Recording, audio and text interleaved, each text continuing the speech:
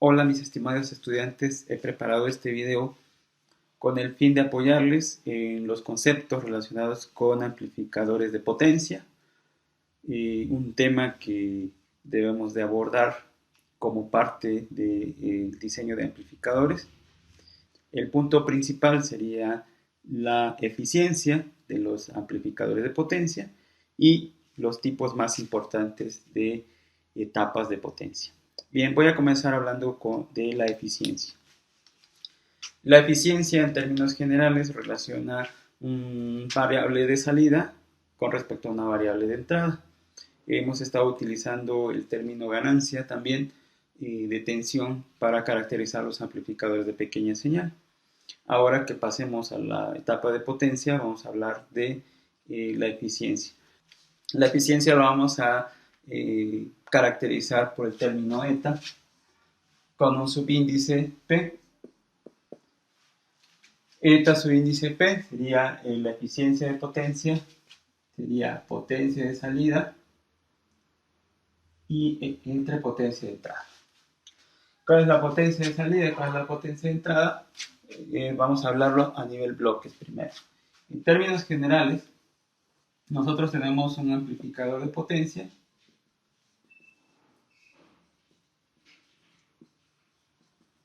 que alimentamos con corriente continua. Este amplificador lo podemos alimentar con corriente continua. Tenemos por aquí nuestra fuente de corriente continua. Va a proporcionar una cantidad de corriente de esta fuente de corriente continua. El voltaje de corriente continua y la corriente de corriente continua podemos nosotros determinar la potencia, y en este caso sería la potencia de entrada, ¿sí? Potencia de entrada sería voltaje de corriente continua por corriente. La eficiencia, entonces, en términos de potencia de salida y potencia de entrada, vamos a considerar como potencia de entrada la proporcionada por la fuente de corriente continua. Sabemos que este circuito se alimenta con una señal, pero esta potencia de señal no la vamos a considerar como potencia de entrada para calcular el término de eficiencia, sino la que proporciona la fuente de alimentación. ¿Por qué es esto así? Bueno, lo que pasa es que la gran cantidad de energía que se proporciona al circuito proviene principalmente de la fuente de corriente continua, que es esa energía que se transforma en la energía necesaria para alimentar a la carga. La energía que proviene de la señal de entrada es una energía muy pequeña, es una energía muy baja. Prácticamente esto nada más nos sirve para establecer el nivel de tensión que deberá tener la carga. Para puntualizar más el término de potencia de entrada, vamos a ponerle aquí potencia de entrada, entre paréntesis, corriente directa. Y aquí vamos entonces a agregar potencia de entrada, potencia de entrada, corriente directa. Tenemos aquí ahora la carga que vamos a nosotros a conectar al amplificador, ¿sí? Un aspecto importante aquí, que nosotros vamos a tener una corriente en la carga y vamos a tener un voltaje en la carga. Y lo estoy poniendo así en cursiva para hacer la diferencia con estos voltajes. Letras mayúsculas, como lo hemos estado manejando, corriente continua. Cursivas vamos a manejarlo para voltajes y corrientes de señal. Si nosotros tenemos señal aquí, también podemos aplicarle corriente sería igual al voltaje entre resistencia y carga. Si nosotros incrementamos la resistencia de carga, disminuimos la corriente. Y viceversa, si disminuimos la corriente, incrementamos la demanda de corriente. ¿Qué pasa con el voltaje? El voltaje lo vamos a mantener constante. ¿Por qué vamos a mantenerlo constante? Bueno, lo que pasa es que el voltaje prácticamente está siendo proporcionado desde la señal de entrada. Vamos a poner aquí voltaje pico. Vamos a suponer que tenemos aquí 10 volts pico de señal de entrada. Normalmente tendríamos a la salida 10 volts pico. Entonces, la ganancia de tensión 10 volts pico de salida, 10 volts pico de entrada, prácticamente es 1. Este bloque no nos aporta ganancia de tensión.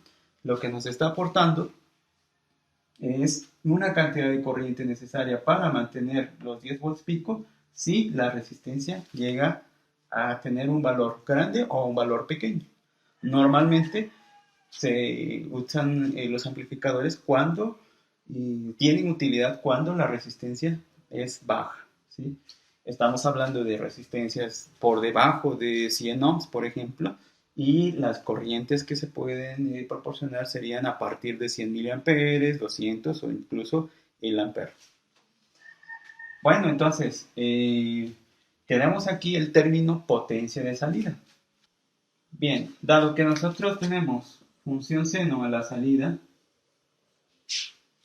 el voltaje de función seno vamos a identificarlo con cursiva, o si tenemos nosotros aquí resistencia, también tenemos corriente. Entonces, corriente, voltaje en carga, corriente en carga. Podemos ponerle voltaje RL, corriente RL, o voltaje de salida, corriente de salida.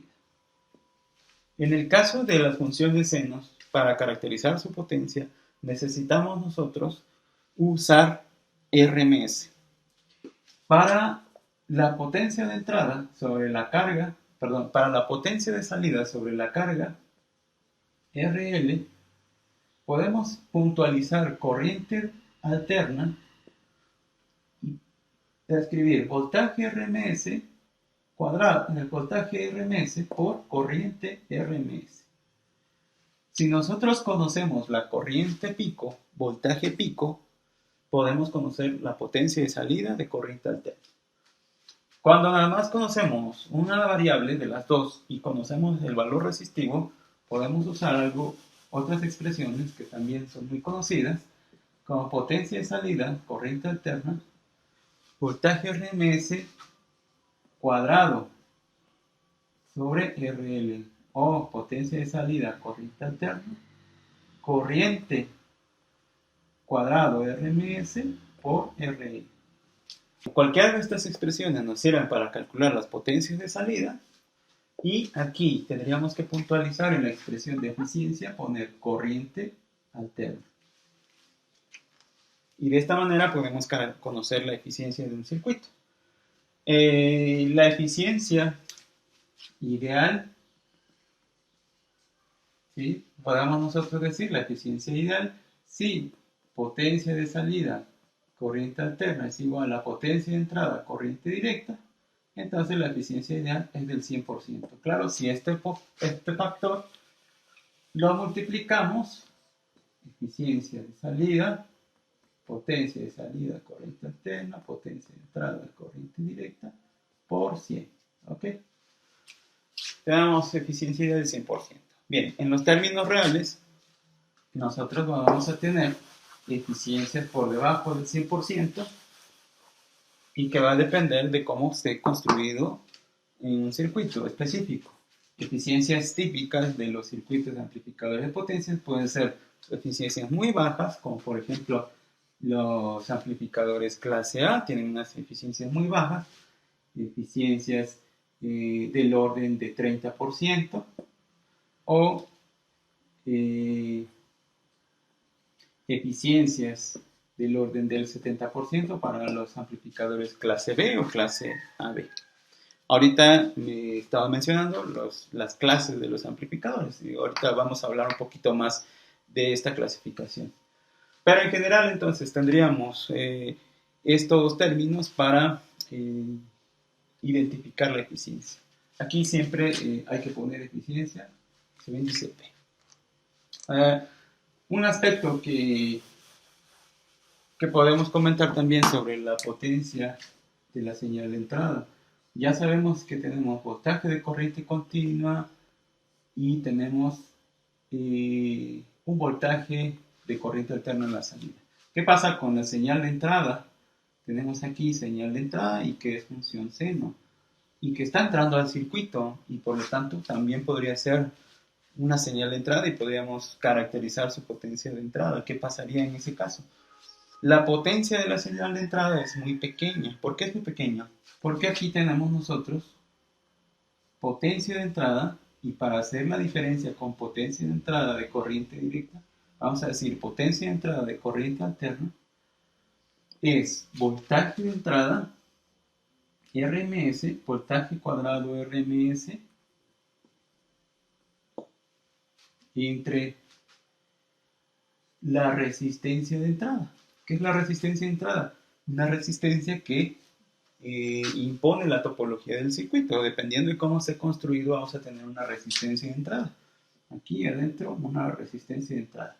Esta resistencia de entrada sería esta que está acá, y el voltaje cuadrado RMS, la señal de entrada. Ahora, los valores típicos de resistencia de entrada son elevados, normalmente son elevados, las potencias de entrada son muy pequeñas. Es por eso que los amplificadores de potencia normalmente usamos potencia de entrada de corriente continua, porque es donde se presenta la mayor demanda de corriente, ¿sí? La de mayor demanda de corriente, y la potencia de salida, que es finalmente la potencia que caracteriza al sistema y que está alimentando la resistencia de carga. Ahora bien, en los circuitos amplificadores de potencia se clasifican por el porcentaje de señal que normalmente amplifica, ¿sí? Y tenemos la clasificación, vamos a poner aquí amplificador clase A. En el amplificador clase A nosotros tenemos la señal de entrada y la señal de salida.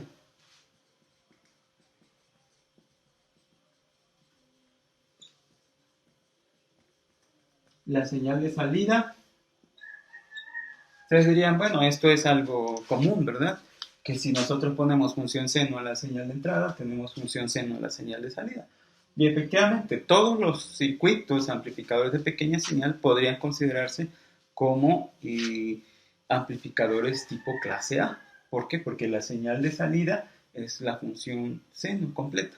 En los casos donde nosotros tenemos inversión de fase, efectivamente el ciclo positivo se vuelve ciclo negativo, pero tenemos la función completa.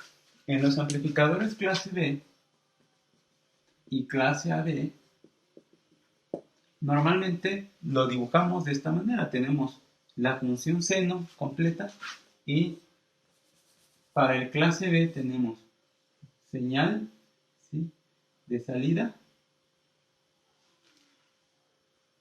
y para el clase AB esta señal de salida. Como pueden ver, en la función seno de salida nada más tenemos medio ciclo.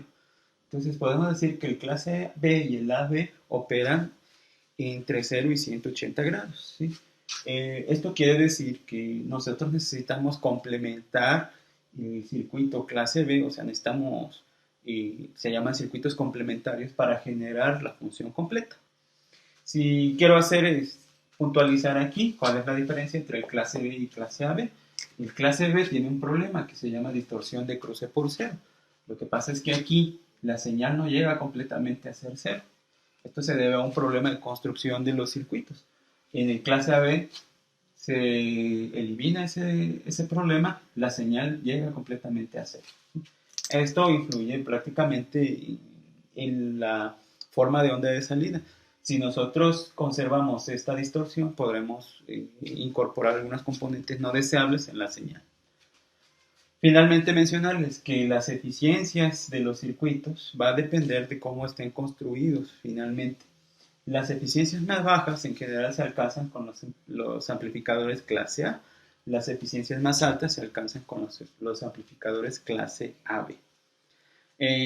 A ustedes les tocará hacer el estudio de algunas topologías en particular, de circuitos específicos que yo les voy a proporcionar, y ustedes tendrán que calcular sus eficiencias, ¿sí? Hacer el análisis del circuito, calcular la potencia de entrada, calcular la potencia de salida y finalmente obtener la eficiencia. ¿Cómo se construyen estos amplificadores? Se construyen normalmente con transistores BJT de potencia y transistores MOSFET de potencia. Las diferencias entre estos transistores y los de pequeña señal creo que ya los he mencionado anteriormente, se caracterizan principalmente por la cantidad de corriente que son capaces de manejar. Las corrientes de colector en los transistores BJT a partir de los 100 miliamperes se pueden considerar transistores de potencia. Y bien, hasta aquí con este video, espero sirva como introductorio a lo que serían los amplificadores de potencia. Gracias.